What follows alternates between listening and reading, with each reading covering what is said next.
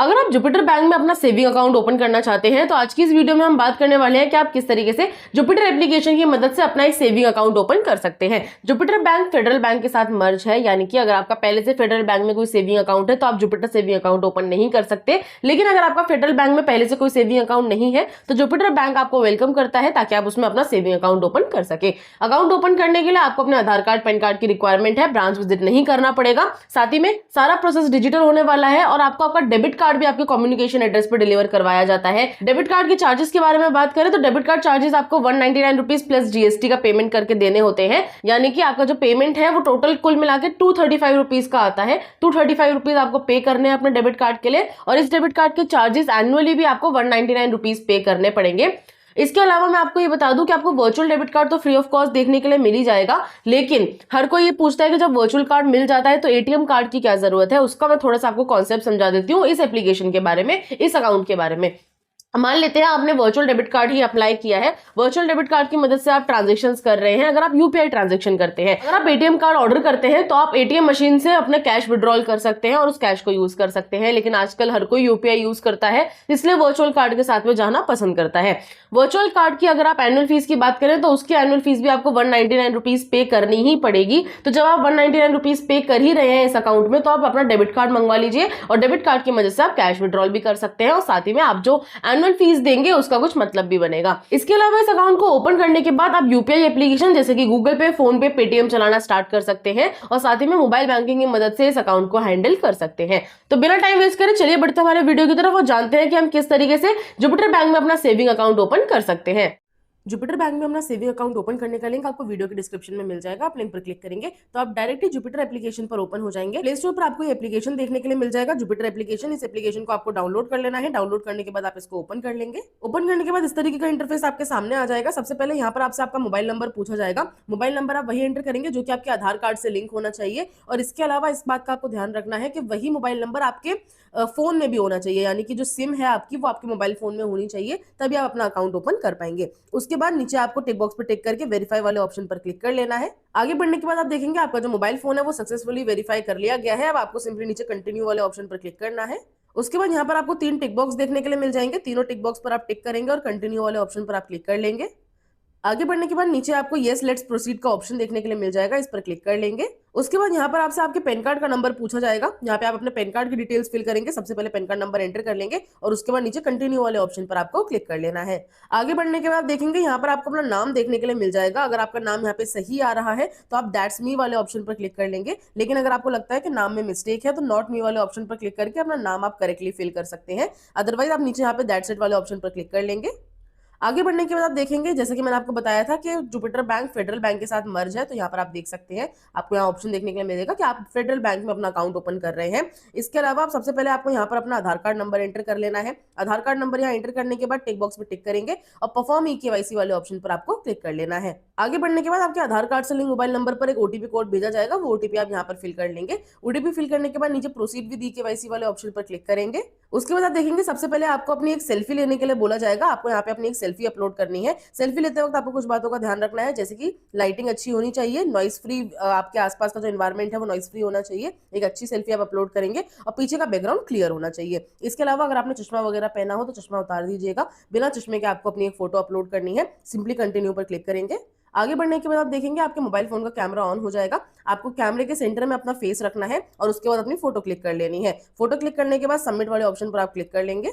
आगे बढ़ने के बाद यहाँ पर आपको अपनी कुछ और डिटेल्स फिल करनी है। सबसे पहले यहाँ पर आप अपने फादर का नेम एंटर करेंगे जो उनके पैन कार्ड पर मौजूद होना चाहिए। उसके बाद यहाँ पर आपको अपनी मदर का मेडन नेम एंटर कर लेना है। मदर का मेडन नेम यानी कि जो उनका शादी से पहले सरनेम था उस सरनेम के साथ उनका नाम एंटर करेंगे। इसके अलावा यहाँ पर आपको अपनी ईमेल आईडी एंटर कर लेनी है। ईमेल आईडी आप ध्यान रखिएगा वही एंटर करिए जो आप रेगुलर बेसिस पे यूज करते हैं, ताकि आपकी बैंक की स्टेटमेंट या फिर बैंक की जो भी डिटेल्स है वो आपको इसी ईमेल आईडी पर भेजी जा सके और आपको मिल जाए। उसके बाद नीचे कंटिन्यू वाले ऑप्शन पर आप क्लिक कर लेंगे। अब आगे बढ़ने के बाद आपको अपनी कुछ और डिटेल्स फिल करनी है, जैसे कि सबसे पहले आपको अपना ऑक्यूपेशन सेलेक्ट करना है। अब अगर आप जॉब करते हैं तो सैलरीड सेलेक्ट कर लेंगे, बिजनेस करते हैं तो सेल्फ एम्प्लॉयड सेलेक्ट करेंगे। इसके अलावा यहाँ पर आपको सेपरेट बिजनेस का भी ऑप्शन देखने के लिए मिल जाएगा। साथ ही में हाउसवाइफ, रिटायर्ड पर्सन, स्टूडेंट का भी आपको ऑप्शन मिलेगा, आप अपने अकॉर्डिंग सेलेक्ट कर सकते हैं।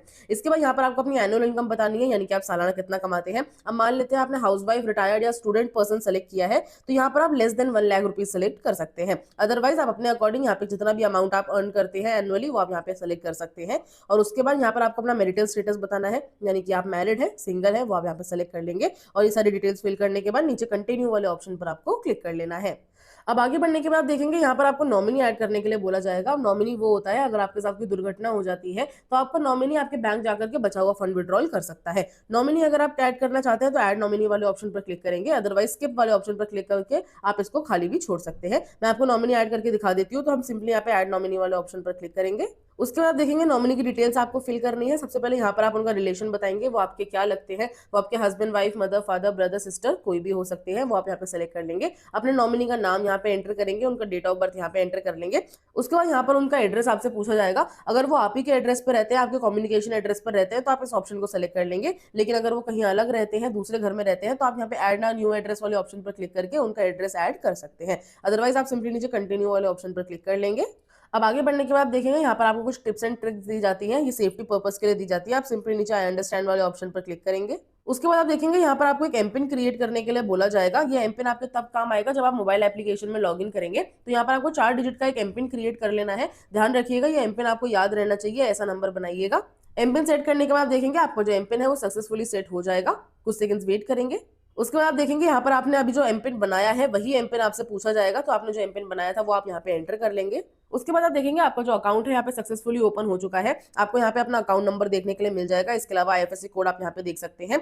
अब बात करते हैं अमाउंट डिपॉजिट करने की। तो यहाँ पर आपको इनिशियल फंडिंग करने की जरूरत नहीं है, लेकिन हाँ 5,000 रुपए मिनिमम बैलेंस आपको बना करके रखना पड़ेगा। पहले ये 0 बैलेंस अकाउंट ऑफर करता था जुपिटर बैंक, लेकिन अभी फिलहाल में 5,000 रुपए मिनिमम बैलेंस आपको बना के रखना पड़ता है। अगर आप चाहते हैं तो कुछ मनी डिपॉजिट कर सकते हैं, अदरवाइज आप चाहें तो इसे खाली भी छोड़ सकते हैं। लेकिन अकाउंट ओपन होने के बाद आप ध्यान रखिएगा कि 5,000 रुपए मिनिमम बैलेंस आपको हर महीने बना के रखना पड़ेगा।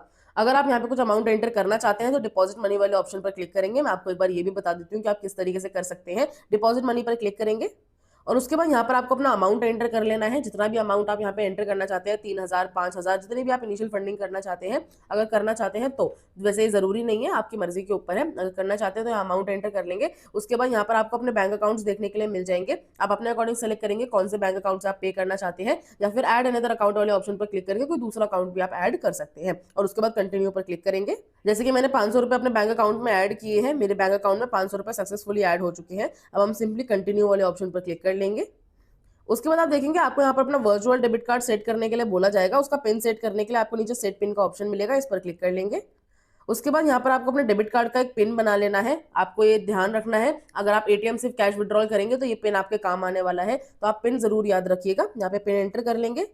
पिन एंटर करने के बाद दोबारा से आपको यहाँ पे री एंटर करने के लिए बोला जाएगा, दोबारा से री एंटर करेंगे।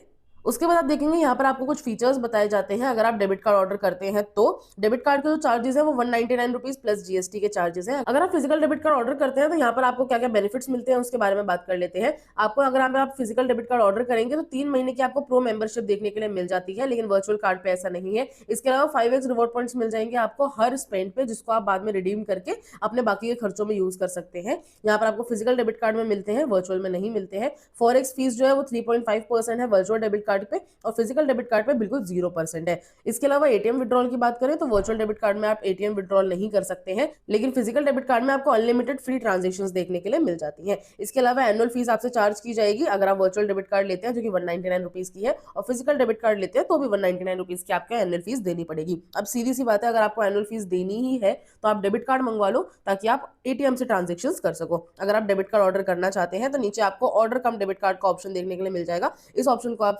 क्लिक कर लेंगे। और अगर आप डेबिट कार्ड ऑर्डर नहीं करना चाहते तो यहाँ पर आपको स्टिक विद वर्चुअल कार्ड का ऑप्शन मिलेगा, आप इसके संग में भी जा सकते हैं। मैं आपको डेबिट कार्ड ऑर्डर करके दिखा देती हूँ। तो हम सिंपली यहाँ नीचे ऑर्डर डेबिट कार्ड वाले ऑप्शन पर क्लिक कर लेंगे। आगे बढ़ने के बाद आप देखेंगे यहाँ पर आपको आपका शिपिंग एड्रेस देखने के लिए मिल जाएगा। आपका जो कम्युनिकेशन एड्रेस है वो आपको यहाँ पे देखने के लिए मिलेगा। अगर आप इसी एड्रेस पे अपना डेबिट कार्ड मंगवाना चाहते हैं तो आप सिंपली नीचे कंफर्म वाले ऑप्शन पर क्लिक कर लेंगे। लेकिन नहीं मंगवाना चाहते, किसी दूसरे एड्रेस पर मंगवाना चाहते हैं, तो यहाँ नीचे एडिट वाले ऑप्शन पर क्लिक करके आप अपना एड्रेस भी एडिट कर सकते हैं। उसके बाद यहाँ पर आप देखेंगे आपको एक रिव्यू बता दिया जाता है। 199 रुपीज प्लस जीएसटी का चार्ज यहाँ पे आपसे लगने वाला है। 199 रुपीज आपके डेबिट कार्ड का चार्ज है, 36 रुपीज की यहाँ पे जीएसटी लगेगी, तो जो आपका टोटल बिल है वो 235 रुपीज यहाँ पे होने वाला है। आपको इतना अमाउंट पे करना पड़ेगा। पे वाले ऑप्शन पर क्लिक करेंगे। उसके बाद यहाँ पर आपसे एम पिन पूछा जाएगा। अभी आपने जो एम पिन बनाया था, डेबिट कार्ड का एम पिन जो बनाया था, वो आप यहाँ पे एंटर कर लेंगे। और उसके बाद आप देखेंगे मैंने जो 500 रुपए की इनिशियल फंडिंग करी थी वो इसी बैंक अकाउंट से काट ली गई है, जो कि मेरे डेबिट कार्ड के चार्जेस में लग गई है। आपको इस बात का ध्यान रखना है, अगर आप डेबिट कार्ड ऑर्डर करना चाहते हैं तो आपकी जो इनिशियल फंडिंग है एटलीस्ट आप 235 रुपए की करिएगा, ताकि आप डेबिट कार्ड ऑर्डर कर सके। शायद आपको यहाँ पे दूसरा ऑप्शन देखने के लिए नहीं मिलेगा कि आप किसी दूसरे बैंक अकाउंट से पेमेंट कर सकते हैं या फिर नहीं, आपको इसी अकाउंट से पेमेंट करना पड़ेगा, आपका पहला ट्रांजैक्शन करना पड़ेगा, तो इस बात का आप ध्यान रखिएगा। उसके बाद नीचे आपको कंटिन्यू सेटिंग अप कार्ड वाला ऑप्शन देखने के लिए मिलेगा। अब आपको अपना कार्ड सेटअप करना है, इस पर क्लिक करेंगे। उसके बाद आप देखेंगे यहाँ नीचे आपको फिनिश का ऑप्शन देखने के लिए मिल जाएगा। आपका जो कार्ड है वो यहाँ पर सेटअप हो चुका है। आपको अपने डेबिट कार्ड के ऊपर 5 फ्री ट्रांजेक्शन देखने के लिए मिल जाएंगी, विड्रॉल्स देखने के लिए मिलेंगे, जो आप किसी दूसरे बैंक से कर सकते हैं। अगर आप अपनी 6th ट्रांजेक्शन किसी और दूसरे बैंक अकाउंट से करते हैं तब आपसे चार्जेस लिए जाते हैं। 5 ट्रांजेक्शन आपको बिल्कुल फ्री ऑफ कॉस्ट देखने के लिए मिल जाती है। सिंपली आपको नीचे फिनिश वाले ऑप्शन पर क्लिक करना है। उसके बाद आप देखेंगे आपके सामने इस तरीके का इंटरफेस खुल करके आ जाएगा। आप यहाँ पे अपना बैलेंस चेक कर सकते हैं, अकाउंट में आपका कितना बैलेंस है। आप देख सकते हैं आपने मनी डिपॉजिट कर लिया है, डेबिट कार्ड सेटअप कर लिया है। अब आपको अपनी वीडियो केवाईसी कंप्लीट करनी है। वीडियो केवाईसी कंप्लीट करने के लिए स्टार्ट वीडियो केवाईसी वाले ऑप्शन पर आप क्लिक करेंगे तो आपके साथ एक एजेंट जुड़ जाएगा फेडरल बैंक की साइड से, जो कि आपकी केवाईसी कंप्लीट करता है। केवाईसी कंप्लीट करने के लिए आपके पास आपका ओरिजिनल आधार कार्ड, साथ ही में ओरिजिनल पैन कार्ड मौजूद होना चाहिए। इसके अलावा आपके पास एक व्हाइट कलर का प्लेन पेपर होना चाहिए और ब्लू या फिर ब्लैक पेन होना चाहिए, जिससे आप सिग्नेचर करके आगे एजेंट को दिखा सके। केवाईसी कंप्लीट होने के बाद आपका जो डेबिट कार्ड है 5 से 7 वर्किंग डेज में आपके कम्युनिकेशन एड्रेस पर आपको डिलीवर करके दे दिया जाएगा। आई होप आज का ये वीडियो आपको इन्फॉर्मेटिव लगा हो। अगर आपके कोई भी डाउट्स हैं तो आप मुझे नीचे कमेंट बॉक्स में पूछ सकते हैं, मैं आपके कमेंट्स का जरूर रिप्लाई करूंगी। अब मैं मिलती हूँ आपसे नेक्स्ट वीडियो में नेक्स्ट टॉपिक के साथ। आज के लिए धन्यवाद।